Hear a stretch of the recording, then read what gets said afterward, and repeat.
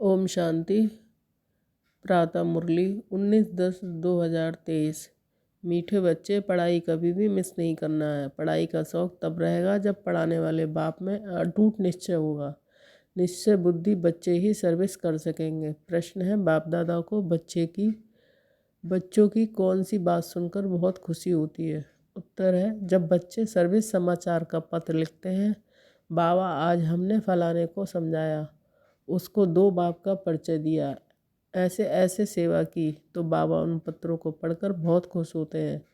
याद, प्यार व खुश खैरापत का पत्र लिखने से बाबा का पेट नहीं भरता। बाबा अपने मददगार बच्चों को देख खुश होते हैं, इसलिए सर्विस करके समाचार लिखना है। गीत है, चलो चले माँ। ओम शांति। बच्चे जानते हैं, कांटों से फूलों की दुनिया में जाना है। सतयुग दुनिया को देवी फूल ही कहेंगे। कलयुग में मनुष्य हैं कांटे मिसल, एक दो को तंग करते, दुख देते रहते हैं। तुम बच्चे अब खुश होते हो कि चलो अब हम अपने उस देवी फूलों के सुखधाम में चलें। चलने का भी राज समझना है। चलेंगे तब जब अच्छी रीति पढ़ेंगे। पहले तो निश्चय चाहिए, पढ़ाने वाला कौन है। ये बातें कोई वेद शास्त्र आदि में लिखी हुई नहीं है, बल गीता में राजयोग लिखा हुआ है। राजाई के लिए पढ़ाई है तो ज़रूर राजाई सतयुग में देंगे। पहले तो पढ़ाने वाले का निश्चय चाहिए। ये कोई साधु संत मनुष्य तो है नहीं, ये तो सिर्फ है निराकार, सब आत्माओं का बाप है, परमपिता परमात्मा। जिन्हों को कल पहले मुआफिक निश्चय होना होगा, उन्हों को ही होगा। तुम देखते हो फूलों की दुनिया, स्वर्ग में चलने के लिए हर एक का अपना अपना पुरुषार्थ है। पहले जब निश्चय हो तो झट पढ़ाई में लग पड़े। शास्त्रों में कृष्ण भगवान वाच लिख दिया है, साथ साथ लिखा है रुद्र ज्ञान यज्ञ। अब ये तो ज्ञान की बातें हो गई। मनुष्यों ने फिर श्री कृष्ण को काठ की मुरली दे दी है। गायन भी है ना, तेरी मुरली में जादू है खुदाई। अब काठ की मुरली में तो खुदाई जादू हो ना सके, वह तो मुख से मुरली बजा सकते हैं। श्री कृष्ण का बचपन ही दिखाते हैं, आपस में खेलते कूदते रहते हैं। ये बातें बड़ी समझने लायक है। ये तो बच्चे समझ गए हैं कि ये बरोबर राजयोग है, अर्थात राजाई प्राप्त करने की पढ़ाई कराने वाले के साथ योग। वह सम्मुख आकर पढ़ाते हैं, इसमें काठ के मुरली की कोई बात ही नहीं है। ये बातें ही निराली हैं। ये किसको भी पता नहीं है कि निराकार भगवान स्वयं आकर पढ़ाते हैं। श्री कृष्ण के लिए भी कहते हैं उनकी मुरली में खुदाई जादू है, तो खुदा और हो गया ना। श्री कृष्ण को खुदा नहीं कहेंगे, खुदा तो खुदा ही है, उनको ही जादूगर कहते हैं। जादूगर स्वयं आकर जादूगरी दिखलाते हैं, साक्षात्कार कराते हैं, फिर भी ऊंच पद प्राप्त कराने के लिए पढ़ाते हैं। मीरा ने भी बैकुंठ देखा और डांस की, परंतु वह राजयोग नहीं सीखी। राजयोग की बात कोई भी शास्त्र में नहीं है। मीरा को पढ़ाने वाला तो कोई नहीं था। मीरा का नाम भी भक्तमाला में है। ये है ज्ञानमाला, रात दिन का फ़र्क है। तुम समझ गए हो। हम जितना ज्ञान उठाएंगे उतना ऊंच बनेंगे। बरोबर भक्तमाला भी है, उनमें भी नंबरवार है, उन्हों के नाम तो मशहूर हैं। ये ज्ञान कोई में भी नहीं है तो समझ जाना चाहिए कि ये ज्ञान देने वाला अथॉरिटी बाप है, जिसके लिए कहा जाता है ब्रह्मा मुख कमल से ब्राह्मण रच। उन्हों को सभी वेदों शास्त्रों का सार सुनाते हैं। शिव बाबा को तो शास्त्र दे ना सके, क्योंकि वह तो है निराकार, तो ब्रह्मा द्वारा समझाते हैं। ये उक्ति रची है, परंतु ये सब बातें समझाने वाला वह एक है। दिखलाते भी हैं, ब्रह्मा द्वारा सार बतलाते हैं, तो ज़रूर समझाने वाला कोई दूसरा है ना। अभी तुम प्रैक्टिकल में देखते हो, शिव बाबा जो ज्ञान सागर है, हमारा बाबा भी है। वह सम्मुख बैठे हैं, भारत में ही आते हैं और ज़रूर कोई के शरीर में आते हैं। यह ब्रह्मा का शरीर है। प्रजापिता ब्रह्मा होना भी जरूरी है। बरोबर प्रजापिता ब्रह्मा द्वारा ही बाप आकर ब्राह्मण धर्म रचते हैं। धर्म कैसे रचा जाता है ये तुम भी जानते हो। तुम प्रैक्टिकल में ब्रह्मा की संतान हो, कहते हो हम ब्राह्मण ब्राह्मणियाँ हैं, बाप से वर्षा ले रहे हैं। फॉलोअर तो कभी वर्षा ले ना सके, बच्चे ही बाप से वर्षा लेते हैं। तुम आकर बेहद के बच्चे बने हो। क्राइस्ट के फॉलोअर कहेंगे बच्चे नहीं। बुद्ध के गुरु नानक के फॉलोअर ही कहेंगे, बच्चे नहीं। यहाँ तुम बच्चे हो।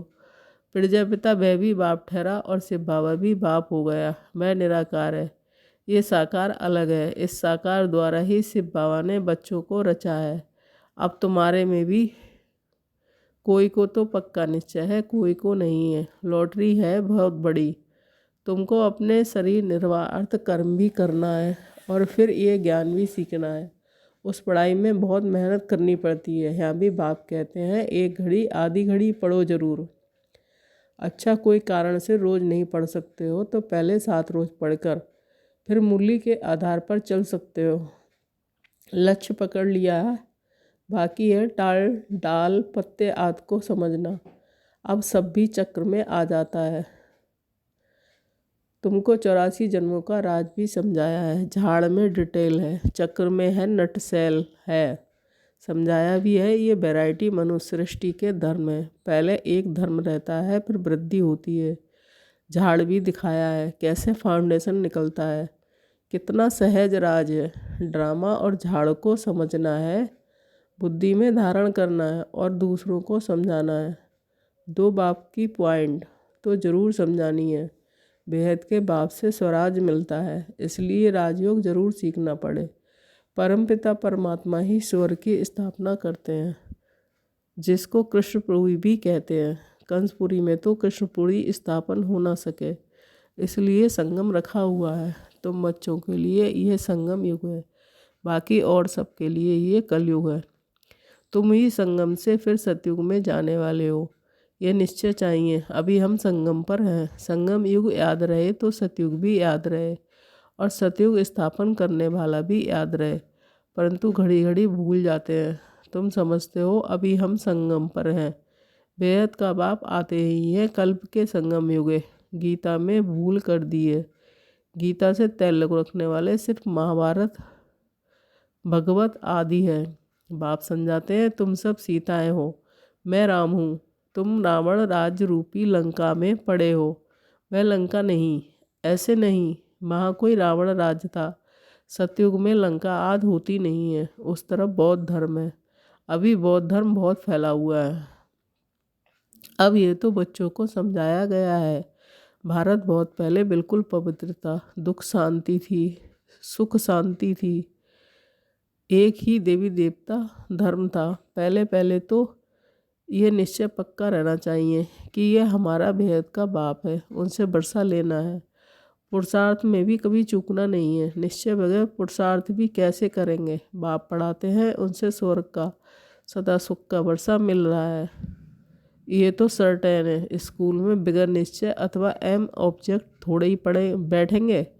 वहाँ तो सब्जेक्ट बहुत होती है, मार्जिन होती है। यहाँ तो एक ही सब्जेक्ट है। एक ही सब्जेक्ट से कितनी बड़ी राजधानी स्थापन हो जाती है। जो नहीं पढ़ते हैं तो पढ़े हुओं के आगे भरी ढोएंगे।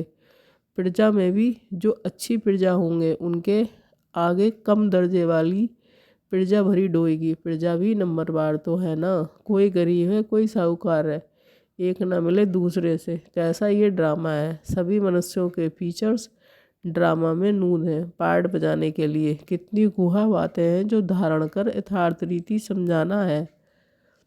सब तो नहीं समझा सकते, कितनी अच्छी बातें समझाते हैं। निश्चय में ही विजय है।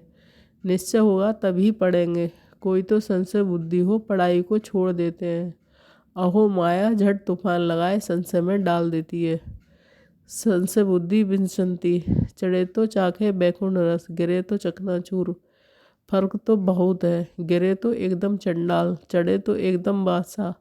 सारा पढ़ाई पर मदार है। आगे कभी सुना है कि निराकार शिक्षक कैसे होता है। अभी शिव बाबा द्वारा तुम सुनते हो। तुमको निश्चय हुआ है मैं तुम्हारा बाप हूँ, पतित पावन भी हूँ, नॉलेजफुल भी। कहते हो नॉलेज से चक्रवर्ती राजा बनना है। ये निश्चय होना चाहिए ना। निश्चय में ही माया विघ्न डालती है। दुश्मन सामने खड़ा है। तुम जानते हो माया हमारी दुश्मन है। घड़ी घड़ी धोखा देती है, पढ़ाई में संशय डाल देती है। संशय में आकर बहुत बच्चे पढ़ाई को छोड़ देते हैं। पढ़ाई को छोड़ा, गोवा बाप टीचर सतगुरु को भी छोड़ दिया। वह तो गुरु बदलते रहते हैं, अनेक गुरु करते हैं। ये तो एक ही सतगुरु है, ये अपनी महिमा नहीं करते, बाप अपना परिचय देते हैं। भक्त लोग गाते हैं ना शिवाय नमः, तुम मात पिता, लेकिन जानते कुछ भी नहीं है, सिर्फ कहते रहते हैं, पूजा करते रहते हैं। तुम अभी जान गए हो शिव कौन है। शिव के बाद फिर आते हैं ब्रह्मा सरस्वती, लक्ष्मी नारायण बाद में आते हैं। पहले शिव बाबा, फिर ब्रह्मा विष्णु शंकर। बाप कहते हैं मैं पहले पहले ब्रह्मा में प्रवेश करता हूँ, इनको पहले रचता हूँ, ब्रह्मा द्वारा स्थापना, फिर ब्रह्मा ही विष्णुवन पालना करते हैं। ये सब पॉइंट्स नोट करनी चाहिए। फिर किसको समझाने की कोशिश करनी चाहिए। कोई तो बहुत अच्छा समझाते हैं, बाबा की तो बात ही अलग है। कभी शिव बाबा समझाते हैं, कभी ये भी समझाते हैं, तुम हमेशा समझो। शिव बाबा समझाते हैं, शिव बाबा को याद करने से विक्रम विनाश होते हैं, तुम समझो शिव बाबा इनके द्वारा नई नई पॉइंट्स सुनाते हैं, बड़ा युक्ति से समझाते हैं। तो बच्चों को समझना भी चाहिए। पहले तो निश्चय करना है, 7 रोज में भी रंग अच्छा लग सकता है, परंतु माया भी बहुत तीखी है ना। पहले पहले तो निश्चय बैठे कि बाप परमपिता परमात्मा स्वर्ग का रचिता है, तो जरूर उसने ही राजयोग सिखाया होगा। श्री कृष्ण सिखला न सके, उनका आना ही सतयुग में होता है। स्वर्ग का रचयिता शिव बाबा है। अगर कोई कहे श्री कृष्ण के तन में आया, परंतु श्री कृष्ण तो उस रूप में आ ना सके, उनका आना ही सतयुग में होता है। बाबा किसी के गर्भ से तो जन्म नहीं लेता, इनके तन में प्रवेश कर इनका भी परिचय देता है कि इनका नाम ब्रह्मा है। हमने क्यों रखा, यही शुरू से लेकर अंत तक का पाठ बजाते हैं। तुम्हारे भी बहुत अच्छे अच्छे नाम रखे थे, कितने बच्चों के नाम आए। बंडर है ना, फट से 200-250 के नाम आ गए। कितने नाम तो यहाँ के ब्राह्मण लोग दे न सके। संदेशी फट से नाम ले आई, बेहद के बाप ने नाम रखे हैं। बंडर है, वंडरफुल बाप, वंडरफुल एम ऑब्जेक्ट, तुम तो राजाओं के राजा बनेंगे। लक्ष्मी नारायण का चित्र बड़ा क्लियर है, ऊपर में त्रिमूर्ति का चित्र बड़ा एक्यूरेट है। 84 जन्म भी जरूर लेने हैं। कलयुग का अंत पतित, सतयुग की आदि पावन बच्चों की सर्विस का सबूत देना चाहिए। बाबा हमने भी ये छोटे छोटे पर्चे छपवाए, ऊपर में शिव त्रिमूर्ति और 2 बाप का परिचय हो, ये पॉइंट जरूर होनी चाहिए। ऐसे ऐसे पर्चे छपवा कर खूब सर्विस करके समाचार देना चाहिए, तब बाप की दिल पर चढ़ेंगे। चिट्ठी सिर्फ खुश खैरापत की नहीं, सर्विस करके समाचार लिखना है कि बाबा ये सर्विस की। सिर्फ याद प्यार लिखने से बाबा का पेट क्या भरेगा। आज फलाने को समझाया, आज पति की सर्विस की, बहुत अच्छा खुश हुआ। ऐसे ऐसे सर्विस की समाचार बाबा को लिखना है। 2 बाप की पॉइंट मुख्य है। बेहद का बाप है ही स्वर्ग का राजभाग देने वाला। तुम कितने मीठे मीठे बच्चे हो, बाप समझाते हैं, ये सब अडॉप्टेड चिल्ड्रन है। इतने सब तो धर्म के बच्चे ही हो सकते हैं, वह धर्म के फॉलोअर्स होते हैं। यहाँ तुम बच्चे हो, बाप भी ऐसे बच्चों को देख खुश होते हैं। ये सब हमारे बच्चे हैं। अभी अंत का पार्ट बजा रहे हैं, स्वर्ग की स्थापना में मदद करने के लिए साथी बने हैं। यह है रुद्र शिव बाबा का राजस्व अश्वमेध ज्ञान यज्ञ। शिव बाबा स्वर्ग की स्थापना कैसे करते हैं।